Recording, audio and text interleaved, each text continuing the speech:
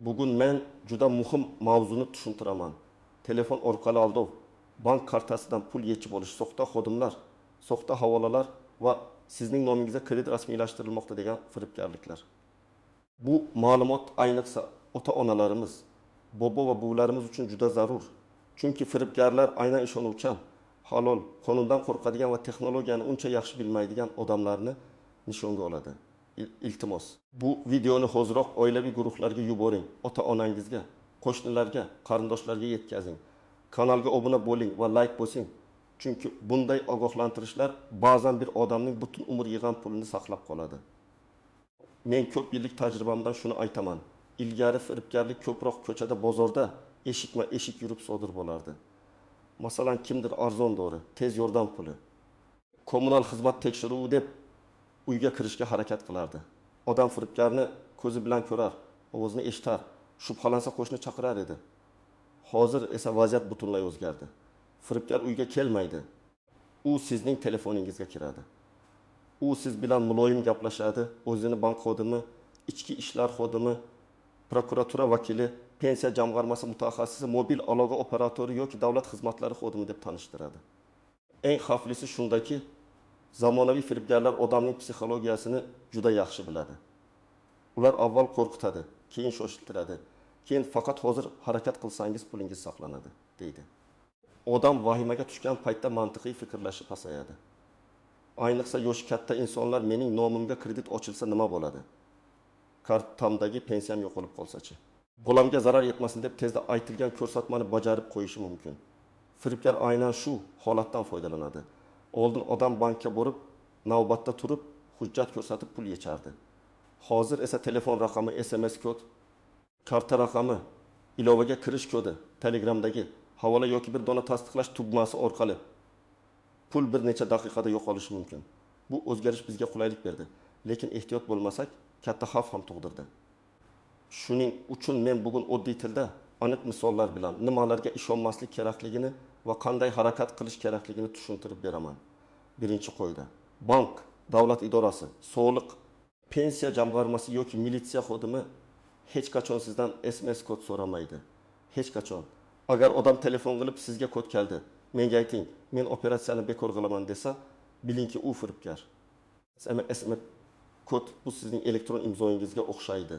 Siz kodni aytsangiz, go'yo ha men roziman degandek bo'lasiz. Firibgar sizning nomingizdan ilovaga kirishi, pul o'tkazishi, kredit olishga urinish yoki kartani bog'lashi mumkin. Ikkinchi qoida. Kartangiz blok bo'ladi, hisobingiz muzlatiladi. Sizni sudga beramiz. Hozir gapni uzmang degan bosim firibgarning asosiy belgisi. Haqiqiy bank xodimi sizni haqorat qilmaydi, qo'rqitmaydi, shoshiltirmaydi. Haqiqiy davlat idorasi telefon orqali hozir zudlik bilan pul o'tkazing demaydi. Agar sizga kimdir telefonni qo'ymang, bankka bormang, oilangizga aytmang, bu maxfiy operatsiya desa, bu 100% shubhali holat. Normal tashkilot hech qachon sizni yaqinlaringizdan ajratib qo'ymaydi. Uchinchi qoida. Sizga kelgan havolaga bosmang. Ayniqsa kompensatsiya oling, pensiyangiz oshdi, subsidiya ajratildi, sovg'a yutdingiz, posilkangiz keldi. Jarimani tekshiring degan xabar bo'lsa. Firibgarlar rasmiy saytga o'xshagan sahifa yasaydi. Masalan, logotip va ranglari o'xshash, hatto gov yoki bank degan so'zlar bo'lishi mumkin. Lekin sahifa soxta bo'ladi. U yerga karta raqami, amal qilish muddati, CVV, telefon raqami yoki kod kiritilsa, pul ketishi mumkin. Keling, real hayotga yaqin misolni ko'rib chiqamiz. Bir onaxon pensiya oladigan kartasiga har oy 1 million 200 ming so'm tushadi. Unga kimdir qo'ng'iroq qilib, sizning kartangizdan tekizim etimin 1000 so'm yechishga urinish bo'lyapti. Men bank xavfsizlik bo'limidanman deydi. Onaxon qo'rqadi. Firibgar hozir SMS keladi, kodni ayting. Men operatsiyani bekor qilaman deydi. Aslida esa u kod orqali onaxonning bank ilovasiga kiradi. Natijada nafaqat 220 ming so'm, balki kartada qolgan hamma pul yechib olinadi. Ba'zan hatto qo'shimcha ravishda mikrokart ham rasmiylashtiriladi. Onaxon esa men faqat pulimni saqlab qolmoqchi edim deb qoladi. Yana bir misol. Bir otaxonga sizning nomingizga 15 million so'm kredit olishmoqchi. Buni to'xtatish uchun boshqa xavfsiz hisob raqamiga pulingizni o'tkazing deyishadi. Bu firibgarlarning eng ko'p ishlatadigan usullaridan biri. E'tibor bering, pulingizni xavfsiz hisobga o'tkazish degan tushuncha yo'q. Bank sizga hech qachon pulingizni boshqa odam kartasiga o'tkazing demaydi. Agar pulingiz xavf ostida bo'lsa, bank kartani bloklaydi. Sizga rasmiy ilova yoki filial orqali yordam beradi. Xavfsiz hisob degani odatda firibgarning kartasi bo'ladi. Eng avvalo yoshi katta insonlar ehtiyot bo'lishi kerak. Chunki ular ko'pincha rasmiy gapirgan odamga ishonadi. Men bankdanman, men davlat idorasidanman degan gap ularga jiddiy eshitiladi. Ikkinchi xavf guruhi bu doimiy ravishda pensiya, nafaqa, aliment, ijara puli yoki maosh oladigan odamlar. Firibgarlar pul tushadigan sanalarni ham kuzatishi mumkin. Masalan, oyning ma'lum kunda pensiya tushishini bilgan holda aynan o'sha kunlarda qo'ng'iroq qiladi. Uchinchi guruh bu internet orqali savdo qiladiganlar. Kimdir e'lon saytidan buyum sotmoqchi bo'ladi. Xaridor, men pul o'tkazdim. Mana havola, kartangizga qabul qilib oling deydi. Sotuvchi havolaga kiradi, karta ma'lumotlarini yozadi, keyin pul kelish o'rniga ketadi. Esda tuting, sizga pul o'tkazish uchun xaridorga sizning karta raqamingiz yetadi. Karta amal qilish muddati, CVV kodi, SMS kod, bank ilovasi, paroli kerak emas. Agar xaridor shularni so'rasa, u xaridor emas, firibgar. To'rtinchi guruh bu farzandlari chet elda yoki boshqa shaharda ishlaydigan ota-onalar. Firibgar o'g'lingiz avariyaga uchradi, qizingiz muammoga tushdi. Tezda pul yuboring deb qo'ng'iroq qilishi mumkin. Odam ota-ona bo'lgani uchun darhol vahimaga tushadi. Men bunday holatda birinchi qilinadigan ishni juda aniq aytaman. Telefonni qo'ying va farzandingizga o'zingiz qo'ng'iroq qiling. Agar u javob bermasa, uning do'stiga, turmush o'rtog'iga, ish joyiga, boshqa qarindoshga bog'laning. Hech qachon notanish odam aytgan kartaga pul yubormang. Agar siz hech kimga SMS kod aytmasangiz, karta CVV kodini bermasangiz, notanish havolalarga kirmasangiz, telefon orqali aytilgan tez pul o'tkazing degan topshiriqlarni bajarmasangiz, xavf ancha kamayadi. Lekin men yoshman, men aldashmaydi deb xotirjam bo'lish ham noto'g'ri. Firibgarlar yoshlarni boshqa usulda aldaydi. Investitsiya, kriptovalyuta, onlayn ish, oson daromad, soxta lotereya, soxta yetkazib berish, soxta ishga joylashish orqali. Demak, ham ehtiyot bo'lish kerak. Faqat har bir yosh toifasiga hujum usuli boshqacha bo'ladi. Ba'zan odamlar menga shunday savol beradi. Bank xodimi haqiqatan ham qo'ng'iroq qilishi mumkinmi? Ha, qo'ng'iroq qilishi mumkin. Masalan, bank xizmat taklif qilishi, operatsiyani aniqlashtirishi, kartani olishga taklif qilishi mumkin. Lekin farq juda muhim. Haqiqiy bank xodimi sizdan sirli kodni, karta orqasidagi 3 xonali CV kodni, bank ilovasi, parolini so'ramaydi.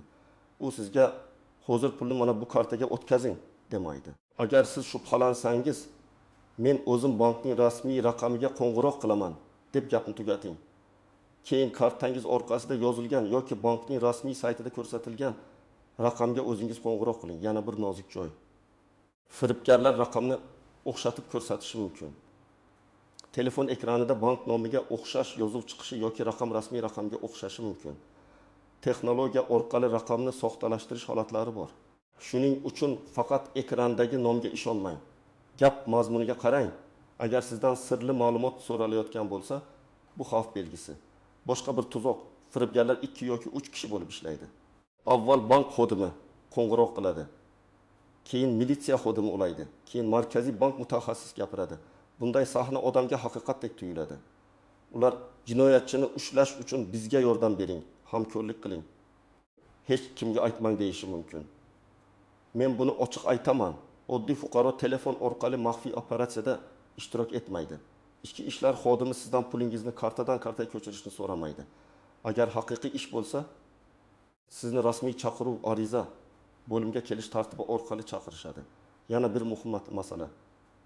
Ba'zi odamlar men kartamda pul saqlamayman, demak xavf yo'q deb o'ylaydi. Lekin firibgar sizning nomingizga qarz bo'lib to'lash, mikroqarz yoki boshqa moliyaviy majburiyatlarni rasmiylashtirishga urinishi mumkin.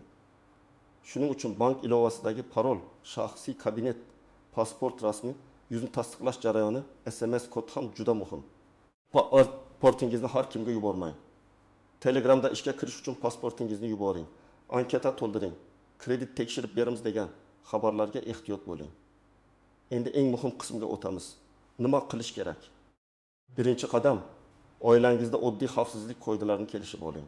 Ota-onangizga shunday deb ayting: agar sizga bankdan, militsiyadan, pensiyadan, soliqdan, aloqa operatoridan deb qo'ng'iroq qilishsa va pul, kod, karta yoki pasport haqida gap boshlashsa, darhol telefonni qo'ying. Bu odobsizlik emas, bu o'zingizni himoya qilish. Haqiqiy xodim bo'lsa, siz keyin rasmiy raqamga o'zingiz qo'ng'iroq qilib aniqlashtirasiz. Ikkinchi qadam, oilaviy maxfiy so'z kelishib oling. Masalan, farzandingiz yoki nabrangiz nomidan kimdir men muammoga tushdim, pul kerak desa, siz undan oldindan kelishilgan so'zni so'raysiz. Bu so'z oddiy bo'lishi mumkin, lekin begona odam bilmaydigan bo'lsin. Masalan, bolalikdagi laqab, faqat oilaga ma'lum joy nomi yoki kulgili xotira. Agar u so'zni ayta olmasa, pul yubormang. Bu usul ayniqsa yoshi katta ota-onalar uchun juda foydali. 3-qadam. Telefonlarga xavfsizlik o'rnating. Bank ilovalariga murakkab parol qo'ying. Telefon blokirovkasi bo'lsin. Iloji bo'lsa barmoq izi yoki yuz orqali kirish sozlansin. Lekin buni ham ehtiyotkorlik bilan qiling. Hech kimga telefoningizni ochiq holda bermang. Telegram, SMS va bank ilovalarida begona qurilmalardan kirish bor yo'qligini tekshirib turing. Agar shubhali qurilma ko'rsangiz, darhol chiqaring va parolni almashtiring. 4-qadam, muhim raqamlarni qog'ozga yozib qo'ying. Ota-onangizning uyida ko'rinadigan joyda bankning rasmiy raqami, farzandlarining raqamlari, mahalla mas'uli, yaqin qo'shni, tez yordam, ichki ishlar bo'limi raqami tursin. Chunki vahima paytida odam telefon daftaridan ham topolmay qolishi mumkin. Qog'ozdagi ro'yxat odamni tinchlantiradi va to'g'ri harakat qilishga yordam beradi. 5-qadam. Agar allaqachon kod aytib yuborgan bo'lsangiz yoki pul o'tkazgan bo'lsangiz, uyalib o'tirmang. Darhol bankka qo'ng'iroq qiling va kartani bloklang. Bank ilovasi parolini almashtiring. Ichki ishlar organlariga murojaat qiling. Ariza yozing. Arizada qo'ng'iroq qilingan raqam, pul o'tkazilgan karta yoki hisob raqami, sana, vaqt, summa, suhbat mazmuni, SMS xabarlar, telegramlarni ko'rsating. Har bir daqiqa muhim. Chunki pul boshqa kartalarga tez tarqatib yuborilishi mumkin. 6-qadam, hujjatlarni tayyorlang. Sizga pasport yoki ID karta, bank kartasi ma'lumotlari, operatsiya cheki, telefon raqami, SMS xabarlar. Ilova ichidagi o'tkazma tarixi, firibgar bilan yozishma skrinshotlari kerak bo'ladi. Agar ovozli qo'ng'iroq yozuvi bo'lsa, uni ham saqlang. Hech narsani o'chirmang. Ko'pchilik uyatdan yozishmalarni o'chirib tashlaydi. Lekin bu dalil bo'lishi mumkin. Dalil qancha ko'p bo'lsa, pulni izlash va jinoyatchini aniqlash imkoniyati shuncha yuqori bo'ladi. 7-qadam, ota-onangizning bank kartalarida limitlarni sozlang. Masalan, kunlik o'tkazma limitini kamaytirish mumkin. Internet orqali to'lovlarni cheklash mumkin. Kerak bo'lmasa, kredit olish imkoniyatlarini ilova orqali nazorat qilish mumkin. Har bir bankda sozlamalar boshqacha. Shuning uchun bank filialiga borib, men ota-onam kartasini xavfsizroq qilishni xohlayman. Kunlik limit, SMS xabarnoma, ilova xavfsizligi bo'yicha yordam bering deb so'rang. Bu oddiy ish, lekin katta zararlarning oldini oladi. 8-qadam, har oy oilada 5 daqiqalik suhbat qiling. Bu oy qanday yangi firibgarlik chiqdi? Kimdir shubhali qo'ng'iroq qildimi? Qanday xabarlar keldi deb so'rang. Keksalar ba'zan farzandini bezovta qilmaslik uchun aytmaydi. Siz ularga aniq tushuntiring. Siz menga istalgan vaqtda qo'ng'iroq qiling, hatto kechasi bo'lsa ham. Pul ketganidan ko'ra meni uyg'otganingiz yaxshi deb ayting. Mana shu gapning o'zi ko'p muammoni to'xtatadi. Agar suhbatda shoshilish bo'lsa, ehtiyot bo'ling. Agar hech kimga aytmang deyilsa, ehtiyot bo'ling. Agar kod so'ralsa, ehtiyot bo'ling. Agar pulni boshqa kartaga o'tkazish aytilsa, ehtiyot bo'ling. Agar havola orqali karta ma'lumotlari so'ralsa, ehtiyot bo'ling. Agar sizni qo'rqitib, hozir qilmasangiz kech bo'ladi deyishsa, telefonni qo'ying. Men buni yana takrorlayman. Haqiqiy tashkilot sizni vahimaga solib, sirli kod so'rab ishlamaydi. Yana bir oddiy test bor. O'zingizdan so'rang, men bu odamga o'zim qo'ng'iroq qildimmi yoki u menga qo'ng'iroq qildimi? Agar u sizga qo'ng'iroq qilgan bo'lsa, u kimligini 100% bilmaysiz, demak. Shaxsiy ma'lumot bermaysiz. Ikkinchi savol, u mendan pul, kod, karta, pasport yoki havola orqali kirishni so'rayaptimi? Agar ha bo'lsa, suhbatni tugating. 3-savol, men buni bankka borib yoki rasmiy raqamga qo'ng'iroq qilib tekshira olamanmi? Albatta, tekshira olasiz. Demak, shoshilish kerak emas. Bugun men aytgan narsalar oddiy ko'rinishi mumkin. Lekin aynan shu oddiy qoidalar minglab odamlarning pulini saqlab qoladi. SMS kodni hech kimga aytmang. Karta orqasidagi CVV kodni bermang. Notanish havolaga kirmang. Xavfsiz hisob degan gapga ishonmang. Telefon orqali qo'rqitishsa, gapni uzing va rasmiy raqamga o'zingiz qo'ng'iroq qiling. ota-onangiz, bobo va buvilaringiz bilan bugunoq gaplashing. Ularga bu qoidalarni tushuntiring. Agar siz yoki yaqinlaringiz shunday holatga duch kelgan bo'lsangiz, izohlarda yozing. Sizning tajribangiz boshqa bir odamni ogohlantirishi mumkin. Videoga like bosing, kanalga obuna bo'ling va eng muhimi, bu videoni hoziroq ota-onangizga, bobo va buvilaringizga, oilaviy guruhlarga yuboring. Bir dona yuborilgan video kimningdir pensiyasini, jamg'armasini va asarini saqlab qolishi mumkin.